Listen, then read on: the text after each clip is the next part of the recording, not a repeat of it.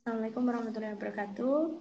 Jadi di sini saya Nurdian dari NIM K0023138 dari kelompok B8. Jadi di sini saya akan menjelaskan dari sistem sirkulasi ya. Oke, next. Nah, yang pertama itu ada sirkulasi fetal.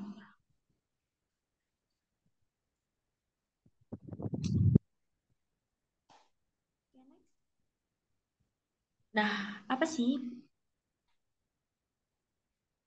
Di sini ada preparat.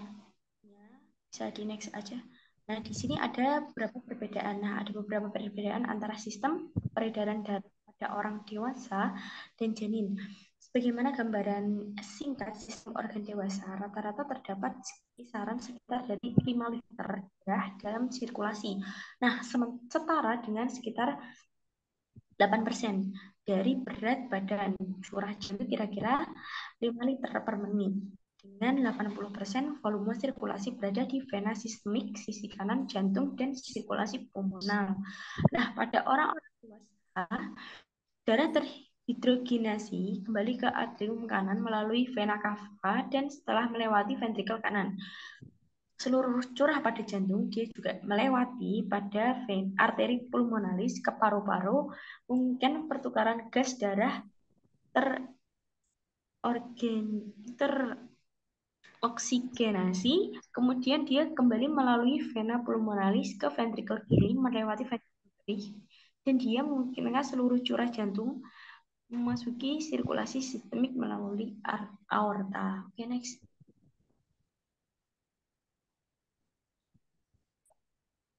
Nah, sirkulasi fetal sebelum lahir. Sirkulasi janin sangat berbeda-beda dengan sirkulasi orang dewasa karena paru-paru belum cukup matang untuk memungkinkan pertukaran gasnya, sehingga pertukaran gas terjadi di plasenta. Selain itu, sistem kardiovaskuler janin disesuaikan untuk memastikan darah teroksigenasi paling tinggi disalurkan ke miokardium dan otak. Hal ini dicapai dengan aliran darah beroksigen yang lebih disukai dan adanya pirau intrakardiak dan ekstrakardiak. Oleh karena itu, sirkulasi janin biasanya didefinisikan sebagai ketergantungan saluran. Ada 4 adopsi utama yang terdapat dalam sirkulasi janin, yaitu ada arteri dan vena umbilicalis, ada ductus venosus, ada foramen ovale, dan ductus arteriosus. Okay, next. Nah, di sini itu ada di hati dan di jantung dan paru-paru. Nah, ketika di hati, darah itu akan teroksigenisasi di plasma mengalir melalui vena umbilicalis. Nah, dia itu bercabang menjadi vena umbilicalis kiri dan kanan di hati. Nah, vena umbilicalis kanan, dia itu mengalirkan darah beroksigen melalui vena portal, sedangkan vena umbilicalis kiri, dia itu bercabang ke ductus venosus yang melewati hati membawa darah ke oksigen langsung ke vena cava inferior. Nah, campuran darah teroksigenisasi dan terdeoksigenasi. Kemudian dia masuk ke atrium kanan melalui IVC juga bercampur dengan FVC.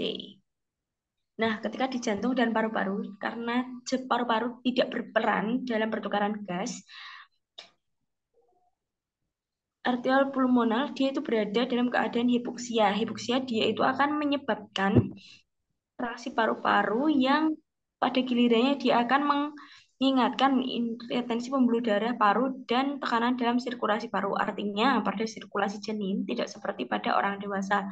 Tekanan di sisi kanan itu lebih tinggi, akibatnya arterioidnya dia itu ventrikelnya kanan yang meningkat dan menyebabkan darah mengalir keluar dari saluran ke ventrikel kanan melalui ductus arteriosus, arteri pulmonal arteriosus,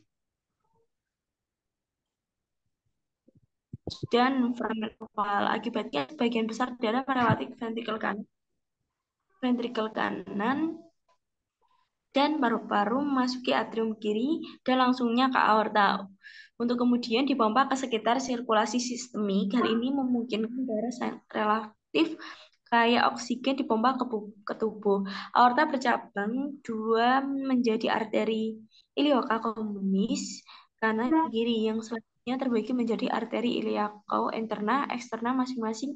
Arteri iliaco interna membentuk arteri umbilicalis yang berjalan sepanjang vena umbilicalis dan membawa darah oksigenisasi kembali ke plasenta. Jadi siklus ini berlanjut hingga lahir. Oke, next.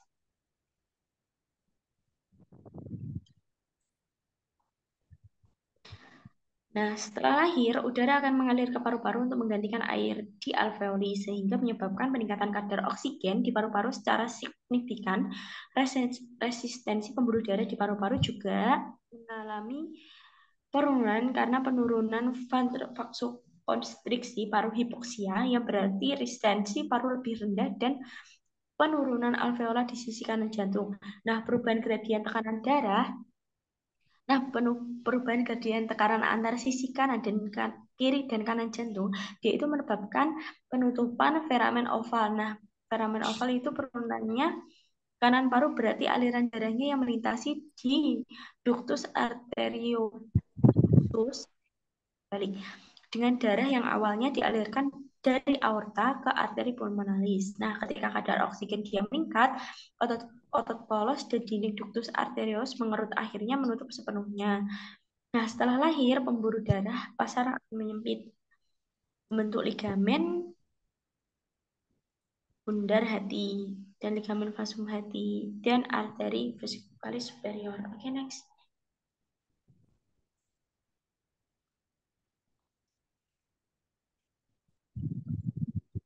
Nah, hemoglobin fetal dia itu memiliki afinisitas yang lebih tinggi terhadap oksigen dibandingkan dengan hemoglobin ibu.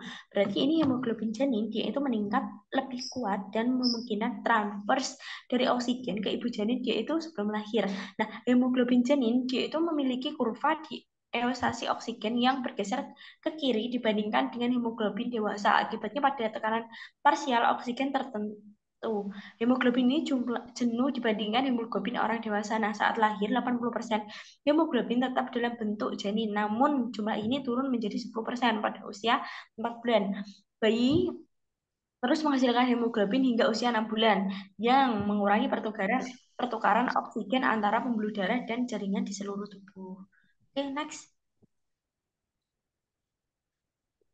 Nah, kelainan kongenital. Oke, yang pertama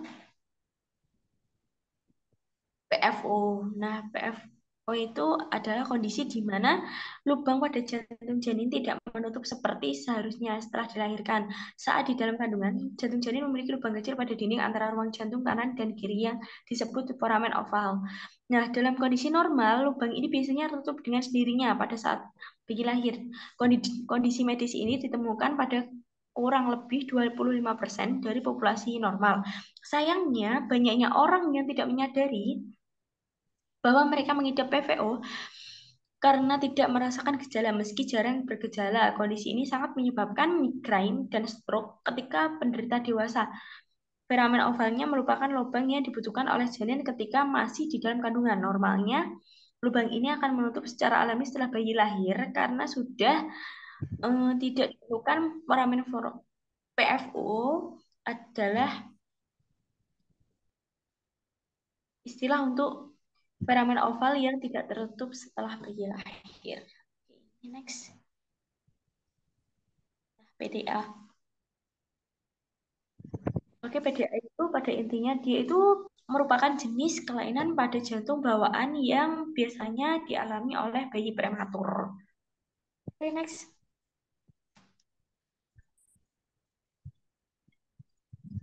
Nah,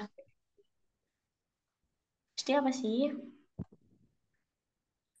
Nah, dia itu adalah cacat jantung bawaan akibat adanya lubang pada jantung yang terjadi saat bayi lahir. Nah, kelainan jantung ini dia itu berada di dinding pemisah ruang bawah atau bilik jantung yang memungkinkan darah mengalir dari kiri ke kanan jantung. Oke, next. ASD. Nah, dia itu kelainan jantung bawaan yang terjadi saat seorang bayi dilahirkan. Nah, ASD ini ketika di pembatas antara atrium kanan dan atrium kiri itu tidak sepenuhnya berkembang. Nah, sehingga dia itu membuat lubang-lubang terbuka di antara atrium. Hal ini memungkinkan darah mengalir dari sisi kanan ke jantung sisi kiri. Nah, dia itu akan mengalami perenggangan dan penambahan beban jantung. Oke, apabila ada kesalahan atau salah kata, saya akhiri ya. Assalamualaikum warahmatullahi wabarakatuh. Terima kasih.